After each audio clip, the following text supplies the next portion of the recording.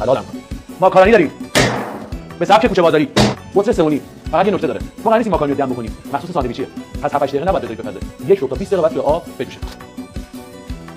پنبه برای 3 تا بسته 700 گرمیش 2 کیلو سردست گوساله، 200 گرم قلوبه گوسفندی، 2 تا پیاز بزرگ.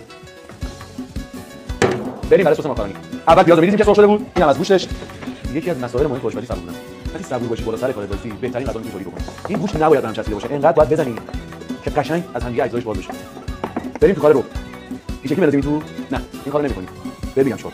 2 کیلو رو با نزدیک نیم لیتر آب قشنگ هم می‌زنی تا باق رو بس هم دیگه جدا بشه. حالا چرا این کارو می‌کنیم؟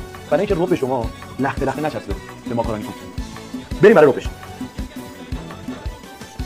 پوست کوزه‌گری، آبیشن، به شرط اصل بودن. آخرین ادویه‌ای که به این قسمت رسید مواد ماکارونیتون بهش اضافه می‌کنیم.